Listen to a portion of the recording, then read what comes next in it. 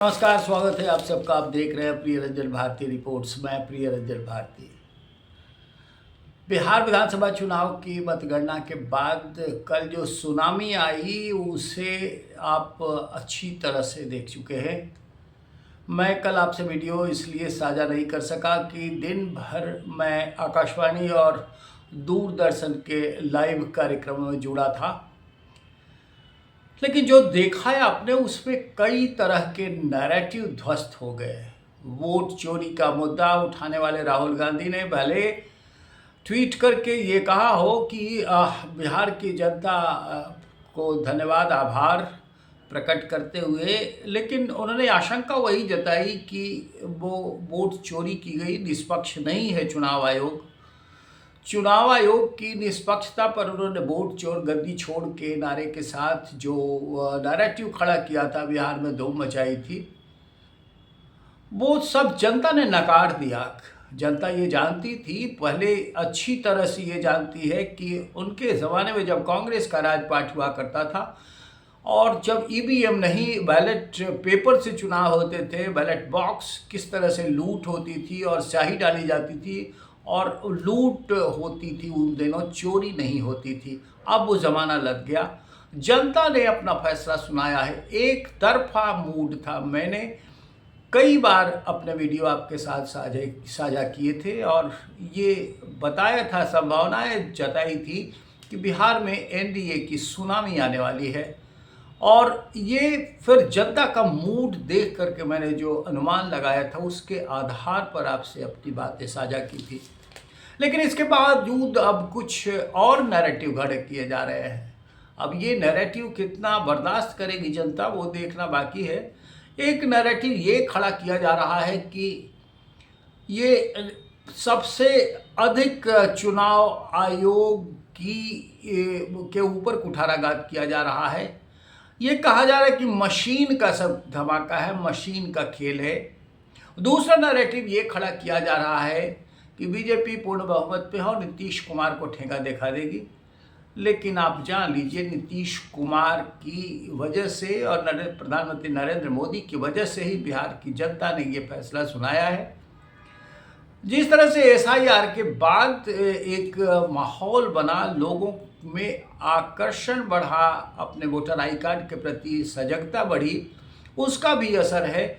और सब के सब इस जंगल राज के डर से एक तरफा वोट करके सुरक्षित हो जाना चाहते थे, वो लोगों ने किया। महिलाओं को लाभकारी योजनाएं और वृद्धजनों को जो पेंशन में बढ़ोतरी हुई है उसका भी लाभ हुआ है। लेकिन सबसे अधिक ये बात कि एक गलत नैरेटिव सेट किया गया था। प्रचार गाथा में जिस तरह से वायरल किए गए वीडियो आतंक बरपाए जाने की आशंका से बाकी जातियां एक तरफ हो गई, एक तरफा वोट किया। महिलाएं तो पहले से ही मोदी और नीतीश के मुरीद रही हैं, उन्होंने भी खुल करके बढ़ चढ़ कर मतदान में हिस्सा लिया था। जो मतदान का प्रतिशत था 67 पॉइंट से अधिक मतदान का प्रतिशत इस बात का संकेत करा रहा था कि बिहार में इस बार वही होने वाला है कि सुनामी आएगी एनडीए की। पहले ही से ये अनुमान भी लगाए जा रहे थे एग्जिट पोल में। एग्जैक्ट पोल उससे कहीं और बढ़ चढ़ करके सामने आए।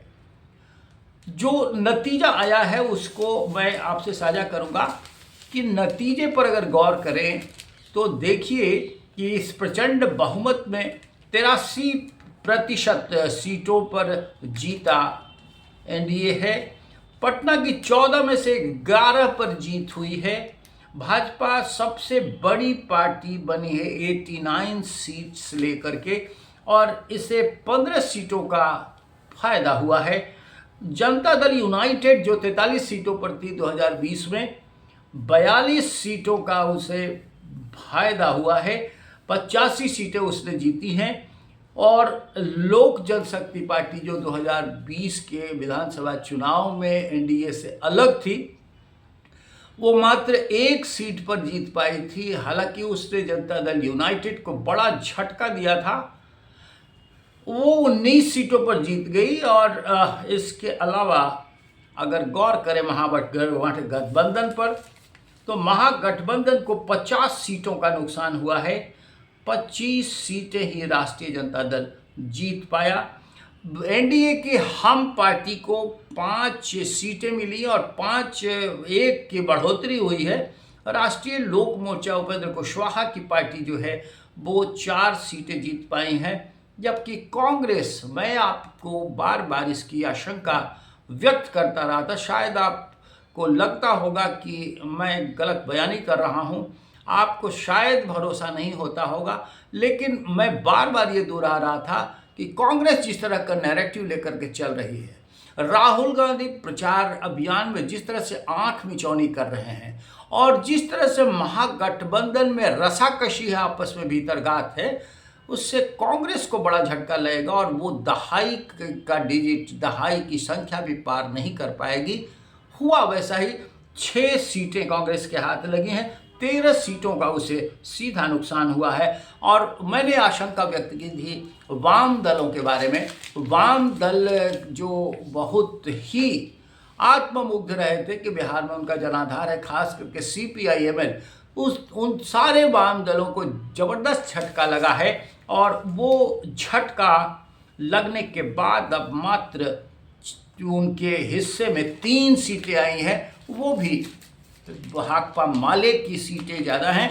अब इससे अलग अगर आप बात करें तो देखेंगे कि 2 पार्टियां जो एक उप मुख्यमंत्री बनने के लिए सन ऑफ महलाह के स्वयंभू नेता मुकेश साहनी अड़े हुए थे और उन्होंने मछली मारने से लेकर के राहुल गांधी के साथ क्या क्या नौटंकी नहीं की। उप मुख्यमंत्री का चेहरा घोषित हो जाने के बावजूद 15 सीटों पर जो उन्होंने चुनाव लड़ा, उनकी पार्टी को जनता ने गजब का लपेटा दिया है, जनता ने मुंह की खिला दी है उनको। और यानी 15 सीटों पर लड़ने वाले VIP नेता मुकेश साहनी को कोई भी अंक पर कामयाबी नहीं मिल पाई। हालांकि वो पहले के चुनाव में एनडीए के साथ रहे हैं तो उन्हें जबरदस्त फायदा मिला है। दूसरी बात महत्वपूर्ण रूप से कहना चाहूँगा, जन सुराज, महात्मा गांधी के सुराज आंदोलन के पैटर्न पर बिहार में क्रांति करने वाले प्रशांत किशोर ने 240 सीटों पर अपने उम्मीदवारों को खड़ा किया था। उनकी भी सुनामी आई, वो पूरी तरह से नाकामयाब घोषित हो गए। हालांकि अगर एक चीज़ देखी जाए तो उन्होंने बिहारी पैटर्न पर चलते हुए उम्मीदवारों के चयन में जिस तरह से बिहार के अंदर पैसों का खेल चलता है, पैसे लेकर के उम्मीदवारों के टिकट खूब दिए और करोड़ों की कमाई तो उन्होंने कर ली। दूसरा काम, उन्होंने जिस अभियान के तहत ये माना जा रहा था कि वो भाजपा की बी टीम बनकर के काम करेंगे, वो उसमें उनको सफलता मिली, लेकिन चुनावी समर में वो पूरी तरह से धराशायी हो गए। एक सीट भी जीतने में सक्षम नहीं हो पाए। जीतना तो छोड़ दीजिए, कहीं टक्कर में भी नहीं पड़े। एक सीट सारण की थी जहां लोक जनशक्ति पार्टी रामविलास पासवान के चिराग पासवान के उम्मीदवार के नामांकन वापस हो जाने के बाद वहां मैदान में सिर्फ जन सुराज पार्टी का ही उम्मीदवार था और उससे कड़ी टक्कर थी। वहां भी एनडीए जीत गया है। लेकिन इससे अलग अगर देखें तो किस तरह से प्रशांत किशोर ने कई सीटों पर वोट काटने का काम किया, और वोट काटा है तो ज़्यादातर उन क्षेत्रों में वोट काटने का काम किया है जहां एनडीए की जीत हुई है, और वोट काटा है उन्होंने तो वाकई वो महागठबंधन के उम्मीदवारों के वोट धराशायी किए हैं। तो अगर देखा जाए तो इस अभियान में प्रशांत किशोर पर जो ठप्पा लगा था कि वो बीजेपी की बी टीम है, वो इस अभियान को चलाएंगे, वो काम उन्होंने सफलतापूर्वक कर दिखाए हैं। कई सीटों पर मुस्लिम उम्मीदवार देकर उन्होंने वाई समीकरण जो राष्ट्रीय जनता दल का था उसे धराशायी कर दिया।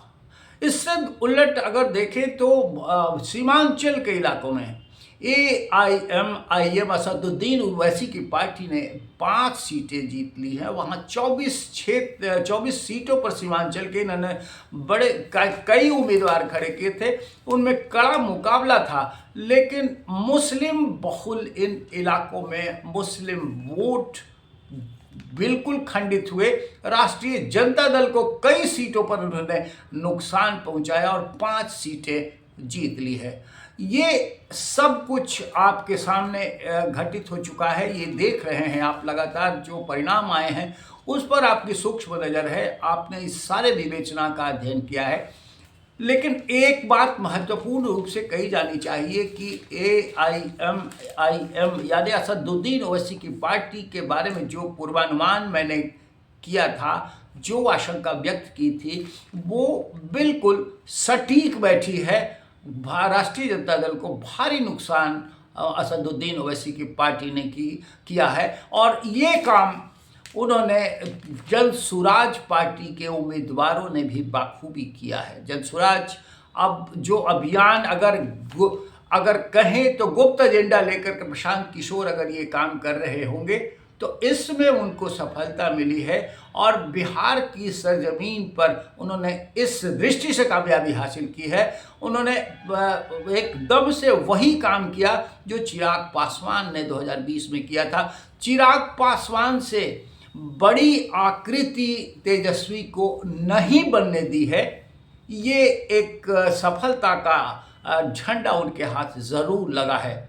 लेकिन इन सबसे परे जो आप स्ट्राइक रेट देखें और वोट प्रतिशत देखें तो आपको चौंक जाना पड़ेगा। जो महागठबंधन को मिला है स्ट्राइक रेट, उसमें आप देखिए कि कांग्रेस को, राष्ट्रीय जनता दल को 17.48% वोट मिले हैं। जनता दल यूनाइटेड को 84.15% वोट मिले हैं और भारतीय जनता पार्टी को, जिसके बारे में कहा जाता था कि भारतीय जनता पार्टी जनता दल यूनाइटेड से नीचे चली जाएगी, वो पार्टी 88.11% वोट लेकर सबसे अव्वल रही है। राष्ट्रीय जनता दल तो कहाँ रहा ये भी आप जानते हैं। वो कितना फीसदी हो गया इसे बताने की आवश्यकता नहीं है। राष्ट्रीय जनता दल के बारे में ये बताया जा रहा था कि वो सबसे बड़ा दल बनकर उभरेगा। कई विश्लेषक इस बात को आपसे साझा कर रहे थे, लेकिन हुआ उल्टा। राष्ट्रीय जनता दल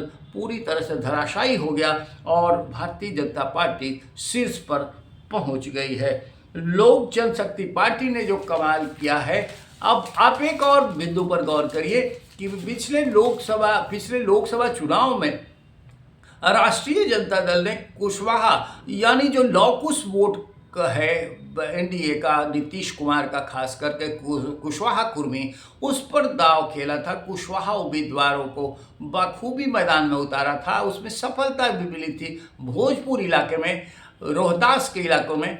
लेकिन इस बार कुशवाहा वोट पूरी तरह से, जैसे मल्लाह वोट एनडीए के पक्ष में गए, कुशवाहा वोटों ने भी एनडीए का भरपूर साथ दिया। वो इधर से उधर नहीं जा सके। और ख़ास बात ये भी कि जो वीआईपी उम्मीदवार जिस तरह से मल्लाहों का वोट अपने पास झटक लेना चाहते थे, उससे अधिक मल्लाह एनडीए पर भरोसा किए। भारतीय जनता पार्टी के पक्ष में उन्होंने मतदान किया, खोल करके मतदान किया।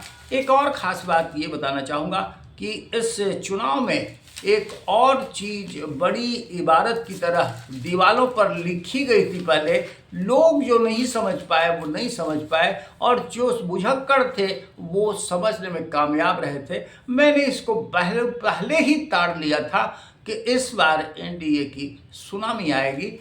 कई सीटों पर महागठबंधन को धराशायी हो जाना पड़ा और हो गए। वो इस बात की आशंका जो मैंने पहले जताई थी वो पूरी तरह से कामयाब हो गया है।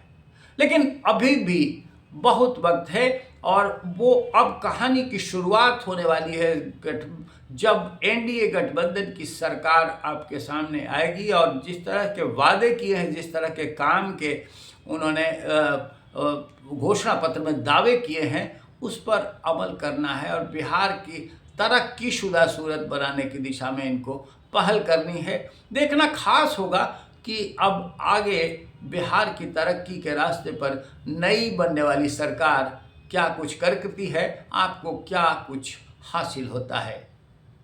आज के अंक में बस इतना ही। हम आपसे निवेदन करेंगे कि हमारे इस वीडियो पर अपनी प्रतिक्रिया कमेंट बॉक्स में ज़रूर दीजिए और हमारे चैनल को सब्सक्राइब कीजिए, लाइक कीजिए, शेयर कीजिए। फिर मिलते हैं। नमस्कार।